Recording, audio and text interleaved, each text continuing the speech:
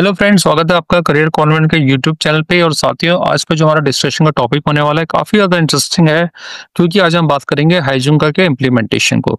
आइए इस case study के माध्यम से समझते हैं कि किस प्रकार एक कंपनी ने हाइजूंगा अपने शॉप फ्लोर पे इम्प्लीमेंट किया और हाइजूंगा की हेल्प से अपने शॉप फ्लोर पे जो उनके लॉसेस थे उनको काफ़ी कम किया, अपनी ऑन टाइम डिलीवरी को इम्प्रूव किया और अपने जो चेंज ओवर का टाइम था उसे भी रिड्यूस किया। केस स्टडी का टाइटल है कि हाउ हाइजूंगा reduce inventory by 40% and improved on time delivery by 30% in just 3 months. इस केस स्टडी में हम देखेंगे कि टीम ने किस प्रकार हाइजूंगा की हेल्प से अपनी इन्वेंट्री को 40% रिड्यूस किया और अपने जो ऑन टाइम डिलीवरी का परफॉर्मेंस था उसे 30% इम्प्रूव किया, और वो भी जस्ट 3 मंथ्स में। यह कंपनी एक ऑटोमोटिव कंपोनेंट्स मैन्युफैक्चरिंग कंपनी है। इस कंपनी की लोकेशन पुणे है और इस कंपनी का जो टर्नओवर है 150 करोड़ है।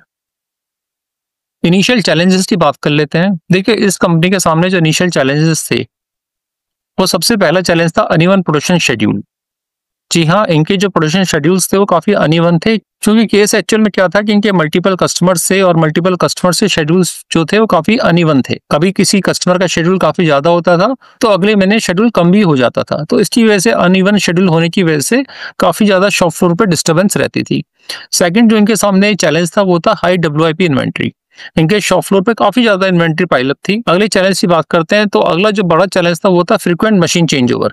जी हाँ, क्योंकि अनइवन प्रोडक्शन शेड्यूल थे तो अनइवन प्रोडक्शन शेड्यूल की रिक्वायरमेंट को फुलफिल करने के लिए मशीन चेंज ओवर इनके काफी ज्यादा थे। जो बड़ा चैलेंज था वो था मिस्ड कस्टमर डिलीवरीज, कि जैसा पीछे में समझ पाया कि क्योंकि अनइवन शेड्यूल से WIP इन्वेंट्री काफी ज्यादा इकट्ठी रहती थी और मशीनों पे फ्रीक्वेंट चेंज ओवर ज्यादा थे, तो इन सभी कारणों की वजह से जो इनके जो कस्टमर की डिलीवरीज थी वो काफी मिस होती थी। के सामने बड़ा चैलेंज था वो था ऑपरेटर स्ट्रेस एंड फटीग, क्योंकि बेसिकली देखिए क्या होता था कि मशीनों पे चेंज ओवर ज्यादा थे काफी और WIP इन्वेंट्री काफी ज्यादा इकट्ठी रहती थी, तो इस वजह से जो ऑपरेटर थे वो काफी ज्यादा स्ट्रेस और फटीग में रहते थे।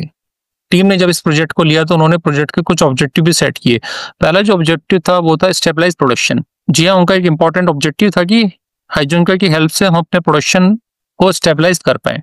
सेकेंड उनका जो ऑब्जेक्टिव था वो था रिड्यूस इन्वेंट्री। थर्ड उनका जो ऑब्जेक्टिव था वो था इम्प्रूव डिलीवरी परफॉर्मेंस। पिछली स्लाइड्स में हमने देखा कि उनकी जो डिलीवरी काफी मिस होती थी, तो ये एक इम्पॉर्टेंट ऑब्जेक्टिव था कि शॉप फ्लोर पे हाइजूंगा की हेल्प से उन्हें अपने डिलीवरी परफॉर्मेंस को ठीक करना था। हाइजूंगा को प्रॉपर इंप्लीमेंट करने के लिए सबसे पहले टीम फॉर्मेशन और ट्रेनिंग पे जोर दिया गया। एक टीम फॉर्मेशन किया गया और उन सभी को हाइजूंगा की ट्रेनिंग दी गई। इस पूरे प्रोजेक्ट को रन करने के लिए गैनेट चार्ट बनाया गया। गैनेट चार्ट में जो माइलस्टोन डिसाइड किए गए वो इस तरह से थे। पहला जो माइलस्टोन था डिमांड डेटा कलेक्शन। सेकंड जो माइलस्टोन था वो था हाइजूंगा बॉक्स डिजाइन। थर्ड माइलस्टोन था प्रोडक्शन लेवलिंग। फोर्थ माइलस्टोन था standard work plus SOP creation. Fifth milestone था ऑपरेटर ट्रेनिंग। सिक्स्थ माइलस्टोन था मॉनिटरिंग प्लान वर्सेस एक्चुअल। और सेवेंथ माइलस्टोन था काइजन। टीम ने यह भी डिसाइड किया कि आफ्टर 3 मंथ्स वो 1 महीने और वेट करेंगे। इसका मतलब ये था कि वे 4 महीने के बाद अपनी परफॉर्मेंस को मैप करने वाले थे। टीम ने स्टेप 1 में डिमांड एनालिसिस पे काम किया, इसलिए उन्होंने 3 महीने का कस्टमर डेटा कलेक्ट किया और इस डेटा के बेस पे एवरेज डेली डिमांड को निकाला गया और SKU के अगेंस्ट में इन SKU पे ABC एनालिसिस को अप्लाई किया गया, ताकि टीम को ये पता चल पाए कि किस SKU को प्रायोरिटी देनी थी। उनके डेटा को देखते हैं और समझते हैं कि किस प्रकार से उन्होंने डिमांड एनालिसिस का काम किया। देखिए, यहाँ पे हम देखते हैं कि उन्होंने अप्रैल से डेटा कलेक्शन शुरू किया। उन्होंने पूरे मंथ का अप्रैल का डेटा उठाया, जिसमें उन्होंने SKU A, B, C, D और E को मैप किया। सेम वे में उन्होंने मई के डेटा को भी कलेक्ट किया और जून के डेटा को भी उन्होंने कलेक्ट किया। अप्रैल में जून के डेटा के बेस पे उन्होंने एवरेज डेली डिमांड डेटा को कैलकुलेट किया। जैसा कि हम यहाँ पे देखते हैं कि SKU A का जो 3 मंथ्स की डिमांड थी वो 6500 थी और एवरेज डेली डिमांड जो है वो 73 निकल के आई थी। सेम वे में SKU B की जो 3 मंथ्स की डिमांड थी वो 5400 थी और एवरेज डेली डिमांड जो है 60 निकल के आई थी। SKU C, SKU D और SKU E को भी इसी तरह से कैलकुलेट किया गया और एवरेज डेली डिमांड को निकाला गया। एवरेज डेली डिमांड निकालने के बाद अब टीम को इस डेटा के ऊपर ABC एनालिसिस करना था। तो देखिए, यहाँ पे हमें सबसे पहले समझने की रिक्वायरमेंट है कि ABC एनालिसिस होता क्या है। ABC analysis is an inventory categorisation technique used in inventory management supply chain and material management. It helps prioritize item based on their importance, usually measured by value और consumption. तो देखिए simple भाषा में समझते हैं तो एबीसी एनालिसिस एक inventory management, supply chain और मटेरियल मैनेजमेंट की टेक्निक है। आइए हम एबीसी एनालिसिस को और अच्छे से समझते हैं। देखिए एबीसी एनालिसिस में क्लास ए, क्लास बी और क्लास सी, 3 क्लास की बात होती है। अगर हम क्लास ए की बात करते हैं तो क्लास ए के लिए कुछ कंडीशंस हैं। क्लास ए की क्या कंडीशंस हैं? 20% of all your products, lowest consumption rate, valuable item. जी हाँ, जो आपके टोटल प्रोडक्ट्स के 20% होंगे और जिनका कंजम्पशन भी लो होगा बट ये वैल्यूएबल आइटम होंगे। हम क्लास बी की बात कर लेते हैं। क्लास बी में वो आइटम होंगे जो टोटल प्रोडक्ट्स से 30% होंगे, जिनका जो कंजम्पशन होगा वो एवरेज होगा और ये लेस इंपॉर्टेंट आइटम होंगे। अगर हम सी की बात करते हैं, इनका जो कंट्रीब्यूशन होगा 50% होगा, हाईएस्ट एनुअल कंजम्पशन, बट इनका जो कंजम्पशन होगा इस तरह के आइटम से काफी ज्यादा होगा, लिस्ट वैल्यूएबल आइटम, लेकिन इनकी जो वैल्यू टर्म्स में लेस वैल्यूएबल आइटम्स होंगे। तो इस प्रकार हम क्लास ए, क्लास बी और क्लास सी की डेफिनेशंस को अच्छी तरह यहाँ पे समझ चुके हैं और देखते हैं कि किस प्रकार टीम ने क्लास ए, क्लास बी और क्लास सी आइटम्स को आइडेंटिफाई किया। देखिए टीम ने इस तरह की टेबल बनाई। इस टेबल में उन्होंने STU A, STU B, STU C, STU D और STU E को मैप किया और उनके 3 मंथ्स के डिमांड डेटा को लिखा।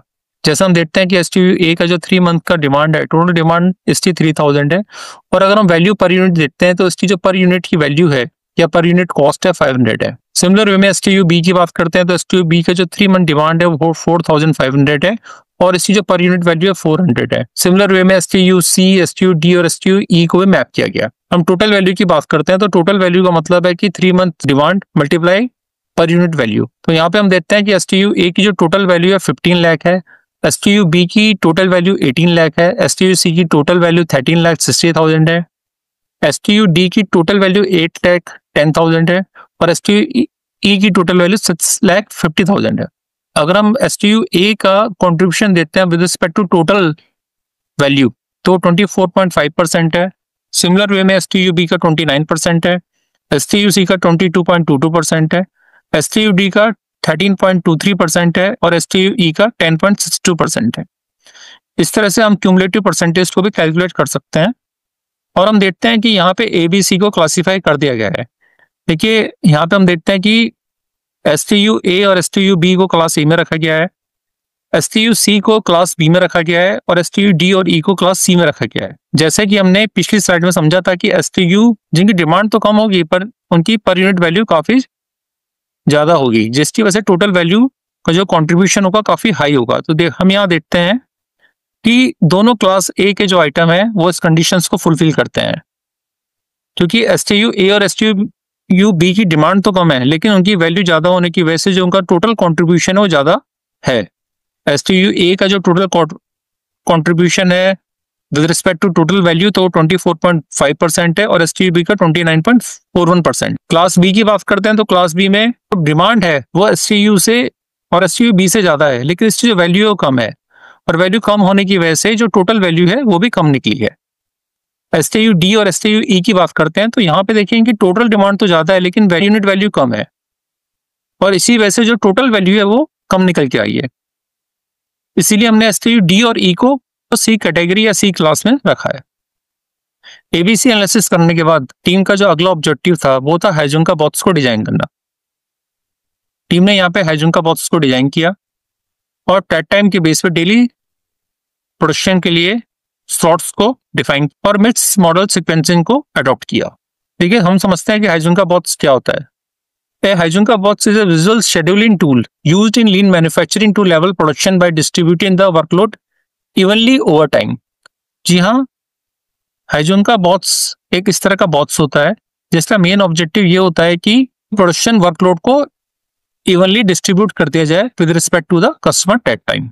देखिए हम यहाँ पे देखते हैं कि हमारे जो STUs थे STU A, B, C, D, E को यहाँ पे मैप किया जाता है और उसके सामने हॉरिजॉन्टल बॉक्सेस में कुछ इस तरह के कानमान कार्ड्स को प्लेस कर दिया जाता है। तो ये कानमान कार्ड्स हमें ये दिखाते हैं कि किस प्रकार से प्रोडक्शन ऑपरेटर को इन कार्ड्स के बेस पे अपने प्रोडक्शन को रन करना है। इन कार्ड्स का जो डिस्ट्रीब्यूशन होता है वो वीक वाइज शेड्यूलिंग के बेस पे या डेली शेड्यूलिंग के बेस पे होता है। हाइजुंका बॉक्स बनाने के बाद टीम का जो अगला ऑब्जेक्टिव था वो था 1 वीक के हाइजुंका शेड्यूल को डिफाइन करना। तो हम यहाँ पे देखते हैं कि टीम ने प्रॉपर प्लानिंग करके एक वीकली शेड्यूल बनाया और उस वीकली शेड्यूल के बेस पे के 3 स्लॉट्स बनाए। बेसिकली उन्होंने 3 शिफ्टों को आइडेंटिफाई किया।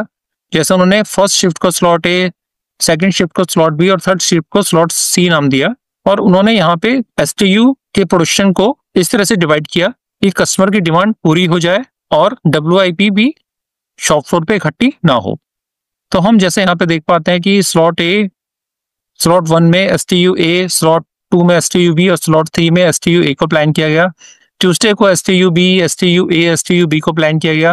वेडनेसडे को STU C, STU B और STU A को प्लान किया गया। थर्सडे को STU C, STU D और STU B को प्लान किया गया। फ्राइडे को STU C, STU D, STU E और सैटरडे को STU C, STU D, STU D को प्लान किया गया। और लास्ट में संडे को STU C, STU D और STU E को प्लान किया गया। देखिए पूरी प्लानिंग इस तरह से की गई कि कस्टमर की डिमांड पूरी हो, नंबर 1, हमारे चेंज ओवर कम से कम हो, नंबर 2, और शॉप फ्लोर पे WIP भी कम से कम इकट्ठा हो, नंबर 3। तो इस तरह से प्लानिंग जब की जाती है तो उसे 1 वीक हाइजूम का शेड्यूल कहा जाता है। देखिए यहाँ पे ये समझने की आवश्यकता है कि जो इसका बेस होता है, जब हम शेड्यूलिंग करते हैं तो इसका जो बेस होता है वो बेसिकली टेट टाइम होता है और ABC एनालिसिस होता है। अब ये टेट टाइम क्या है? ये टेट टाइम आप मेरी दूसरी वीडियोस हैं उसमें आप जाके चेक कर सकते हैं कि टेट टाइम आखिर होता क्या है और किस तरह से हम टेट टाइम को निकालते हैं। स्टेप 3 में टीम ने प्रोडक्शन की लेवलिंग की और देखिए यहाँ पे उनको क्या बेनिफिट मिले। सबसे जो पहला बेनिफिट था वो उनके स्मॉल बैचेस डेली प्रोडक्शन। इसका मतलब था कि अब वो डेली प्रोडक्शन में स्मॉल बैचेस ले रहे थे। No weekly batch run. Team ने डिसाइड किया कि हाइजूम का बॉक्स के हिसाब से हम अपने प्रोडक्शन फ्लोर पे अपने STU को रन करेंगे और हमारा हाइजूम का जो शेड्यूल है हमें वो वीकली बैच रन की इजाजत नहीं देता है, तो इसीलिए कोई भी वीकली बैच रन नहीं होगा। हाइजूम का के इम्प्लीमेंटेशन के बाद जो सबसे बड़ा बेनिफिट मिला था वो चेंज ओवर रिड्यूस हो गए थे और ओवर प्रोडक्शन की प्रॉब्लम भी खत्म हो चुकी थी। स्टेप 4 में SOPs बनाई गई, ऑपरेटर को ट्रेनिंग दी गई और सीक्वेंसिंग डिसिप्लिन को शॉप फ्लोर पे इम्प्लीमेंट किया गया और इस बात पे जोर दिया गया कि सभी ऑपरेटर्स को हाइजूम का बॉक्स के हिसाब से अपने प्रोडक्शन को रन करना था। स्टेप 5 में इस पूरे सिस्टम की मॉनिटरिंग की गई और शॉप फ्लोर पे काइजन के कल्चर को बढ़ावा दिया गया। डेली मॉनिटरिंग के लिए प्लान वर्सेस एक्चुअल बोर्ड्स बनाए गए, वीकली काइजन इवेंट्स स्टार्ट किए गए और शॉप फ्लोर पे कंटिन्यूअस इंप्रूवमेंट कल्चर को बढ़ावा दिया गया। हाइजूम का इम्प्लीमेंटेशन के 4 महीने के बाद रिजल्ट्स को मैप किया तो रिजल्ट्स बड़े ही शॉकिंग थे। देखिए ऑन टाइम डिलीवरी रेट को चेक किया गया तो ऑन टाइम डिलीवरी रेट जो बिफोर हाइजूम का केवल 68% था वो आफ्टर हाइजूम का 88% हो चुका था। इसका मतलब ये था कि यहाँ पे 30% का इंप्रूवमेंट देखने को मिला था। WIP की बात करते हैं तो WIP जो बिफोर हाइजूम का शॉप फ्लोर पे 1.2 करोड़ की WIP इकट्ठा थी वो आफ्टर हाइजूम का केवल 72 लाख रह गई थी। यहाँ पे -40% का इंप्रूवमेंट देखने को मिला था। चेंज ओवर टाइम की बात करते हैं तो डेली जो चेंज ओवर का टाइम था बिफोर हाइजूम का जो कि 3.5 आवर था वो अब घट के केवल 1.5 आवर रह गया था। इसका मतलब था कि यहाँ पे -57% का इंप्रूवमेंट देखने को मिला था। ऑपरेटर सेटिस्फेक्शन की बात करते हैं तो जो बिफोर हाइजूम का काफी लो था अब वो काफी इंप्रूव हो चुका था। उसका मेन रीजन ये था कि शॉप फ्लोर पे चेंज ओवर्स काफी कम हो गए थे, WIP भी काफी कम हो चुकी थी। देखिए इस पूरी केस स्टडी से हम समझते हैं कि इंपॉर्टेंट टेकअवेज क्या रहे। पहला टेकअवेज था वो ये था कि हाइजूम का इक्वल टू स्मार्टर फ्लेक्सिबिलिटी। हाइजूम का हमें शॉप फ्लोर पे स्मार्टर फ्लेक्सिबिलिटी देता है और हाइजूम का GIT और SMET के साथ बेस्ट आउटपुट देता है। इसका मतलब यह है कि अगर हमारे शॉप फ्लोर पे GIT और SMET इंप्लीमेंटेड है तो हमें हाइजूम का से बेस्ट आउटपुट देखने को मिलता है। हाइजूम का से हमारी डिलीवरी बूस्ट होती है और इसके अलावा शॉप फ्लोर पे जो अफरा तफरी का माहौल होता है वो भी कम होता है, क्योंकि ऑब्वियस है जब हमारी इन्वेंट्री कम होती है, जब हमारे चेंज ओवर कम होता है, फ्लो पे इंप्रूवमेंट देखने को मिलती है। फिर टेक अवेज ये भी रहा कि ऑपरेटर एम्पावर हुए और शॉप फ्लोर पे जो प्रोडक्शन का फ्लो था वो भी इंप्रूव हुआ। फ्रेंड्स इस तरह से हमने समझा कि किस तरह से टीम ने शॉप फ्लोर पे हाइजूम की हेल्प से अपने ऑन टाइम डिलीवरी को इम्प्रूव किया, अपने WIP को कम किया और अपनी जो डिलीवरीज थी उनको। उम्मीद करता हूँ केस स्टडी आपके लिए काफी हेल्पफुल होगी और इस केस स्टडी की हेल्प से आप भी अपने शॉप फ्लोर पे हाइजूम को इम्प्लीमेंट कर पाएंगे। धन्यवाद, थैंक यू।